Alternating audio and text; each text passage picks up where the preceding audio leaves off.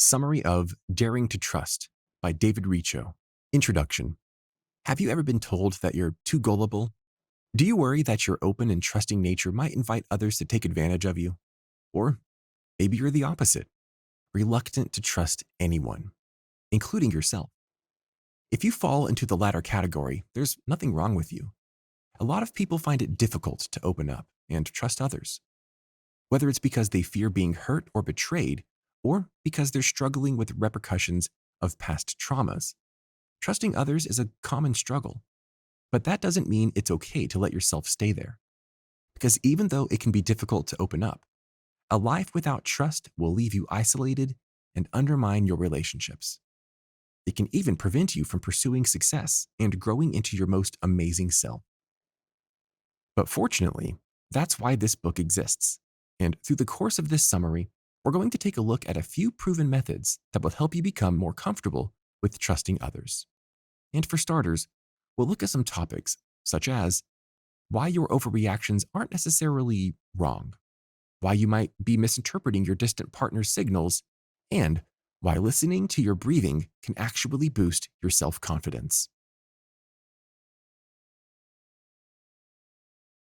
Chapter 1. Your early childhood relationships shape your ability to trust others. When you meet someone new on a train or at the bus stop, how comfortable do you feel sharing details about your life? Some of us might feel free to chat about everything from our recent divorce to our medical histories, while others might feel uncomfortable divulging so much as their usual takeout order.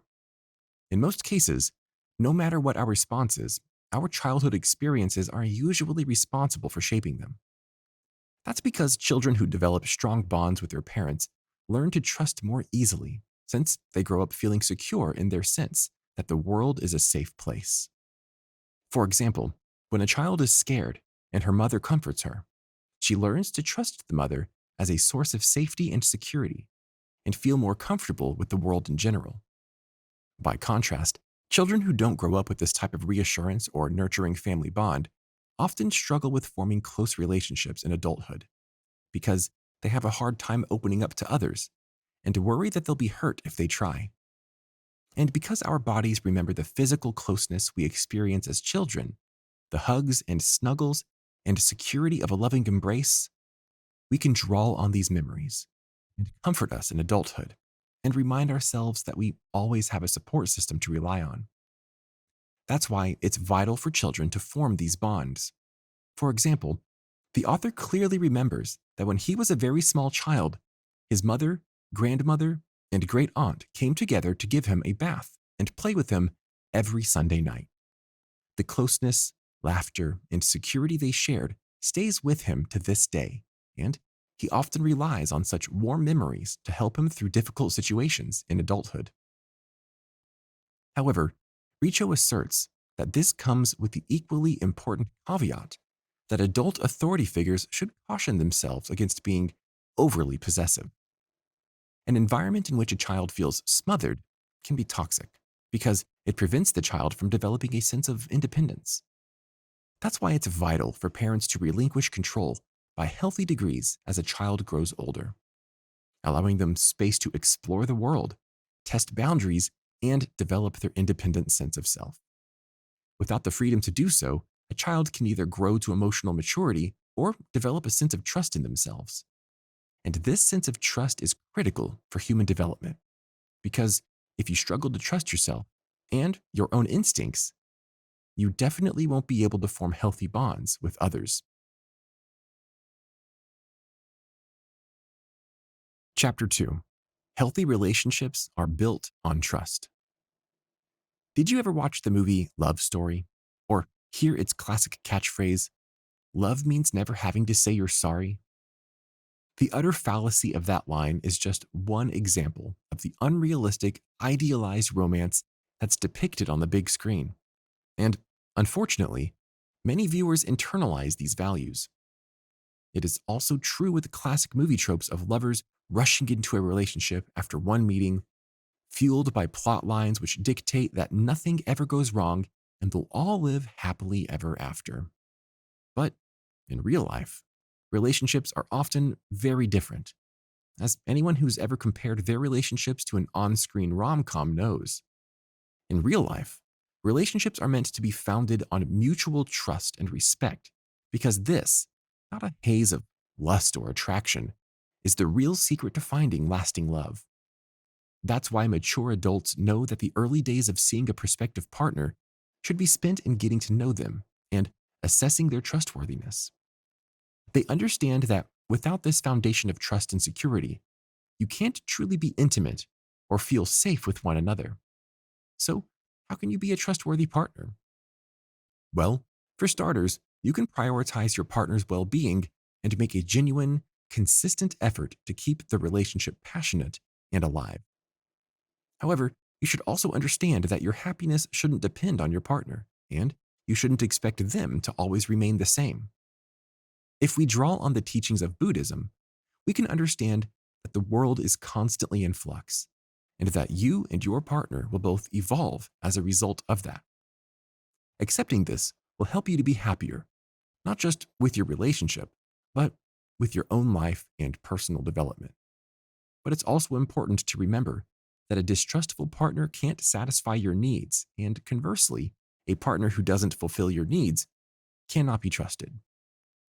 So, when you enter into any new relationship, you should start by remembering that your fundamental needs are the 5 A's: a partner who pays attention to you, appreciates you, accepts you, shows affection, and allows you the freedom to be yourself.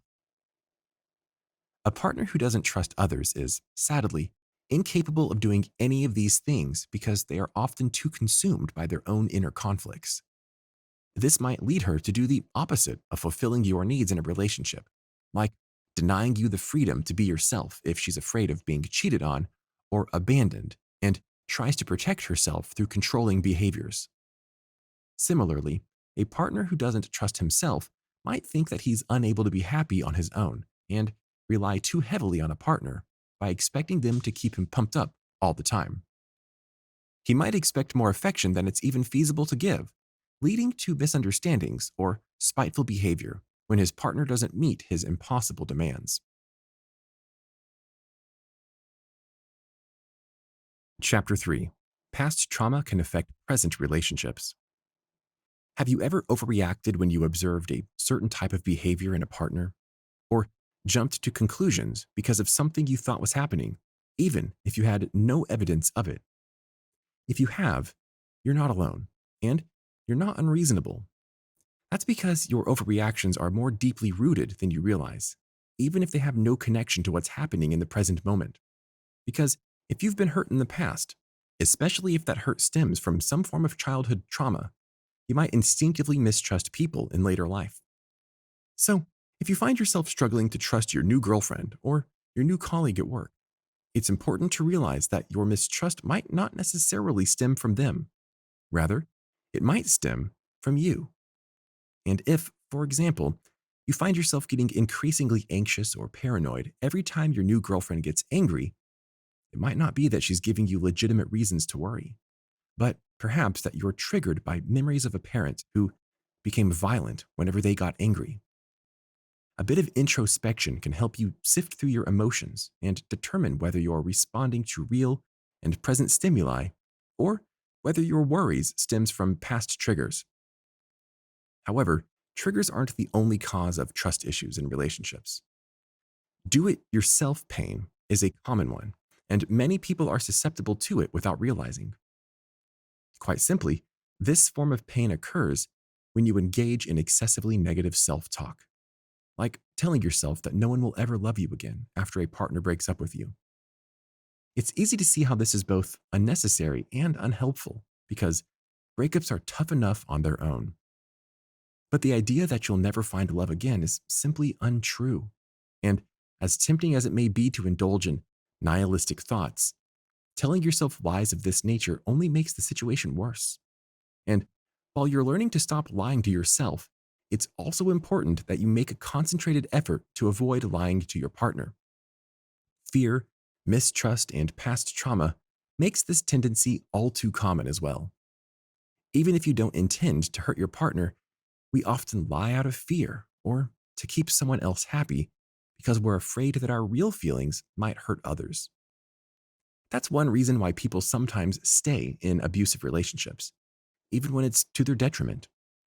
This problem can be exacerbated if that person has a history of pain and abuse, especially stemming from their childhood, as this may have conditioned them to feel that it's normal to be treated cruelly.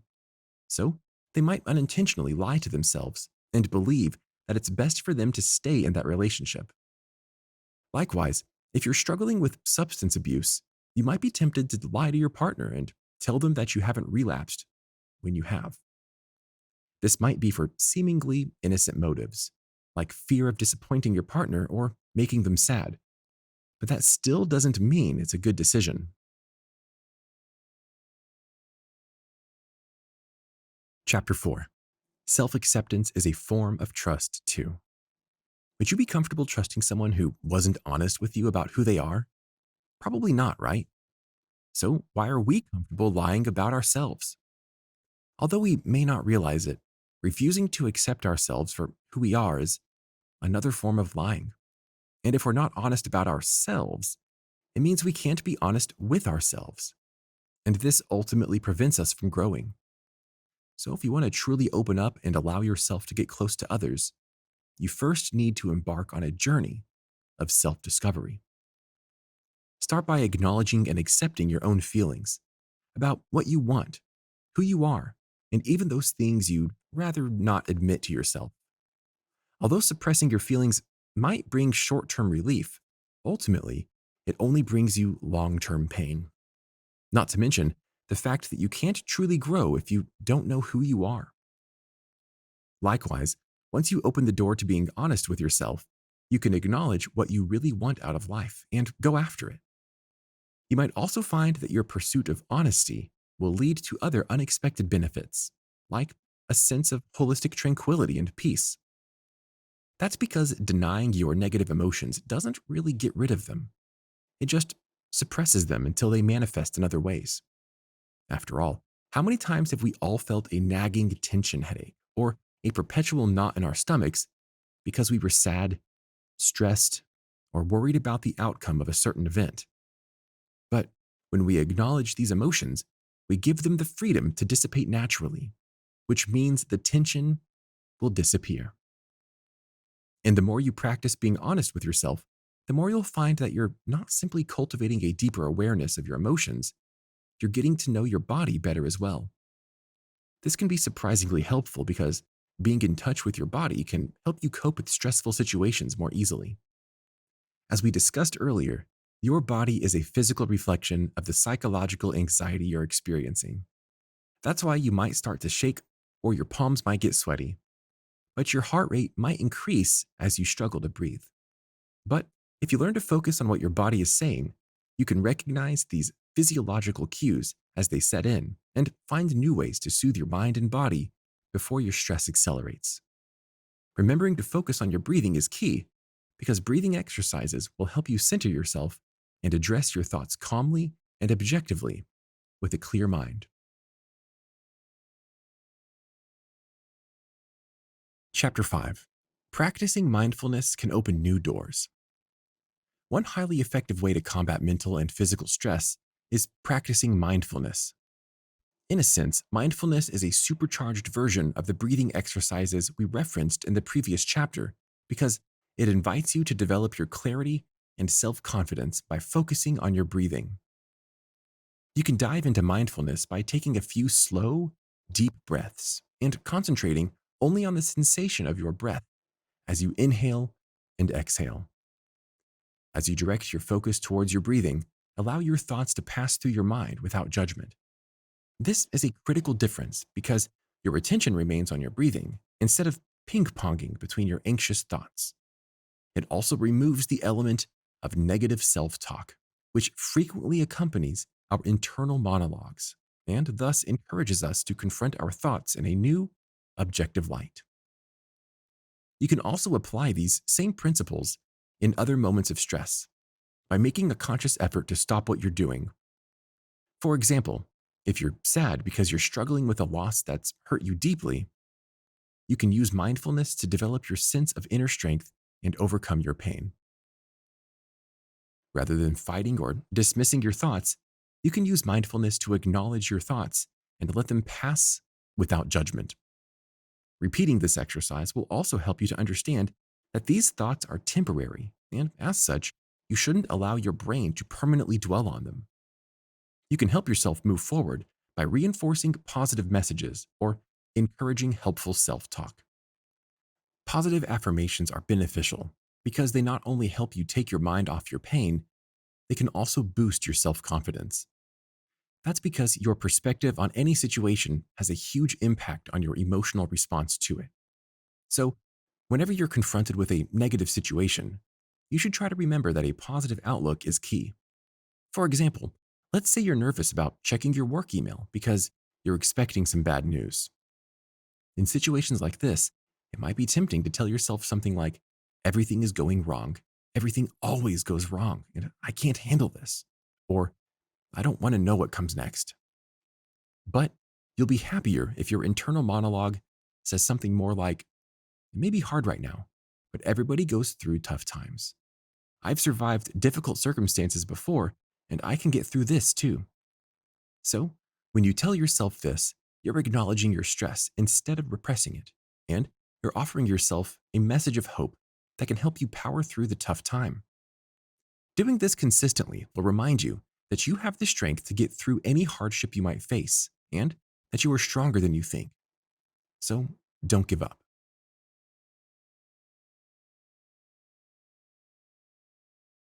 Final summary. It can be difficult to trust others, especially if you weren't able to form secure and nurturing bonds in childhood. But developing your sense of trust and daring to open up is crucial to your own health and personal development, as well as the formation of your bonds with others. So, if you want to strengthen your ability to trust, it's best to start by being honest with yourself. Learning to accept yourself for who you are and acknowledging your emotions without judging them can help you become more comfortable in your own skin. You can also use mindfulness to develop your self-awareness and, in turn, acknowledge past traumas or the tendencies to indulge in do-it-yourself pain, which might be holding you back. As you understand more about these emotional pitfalls, you'll be able to recognize when your misgivings stem from real and present external stimuli and when you're inclined to distrust others because of your past triggers. It can also be helpful to remember the 5 A's we should all keep in mind when looking for a partner. And don't forget to make an effort at being that kind of partner yourself. These strategies, along with practicing positive affirmations, eliminating negative self-talk, and engaging in breathing exercises, can help you dare to trust and open doors to new and healthy relationships.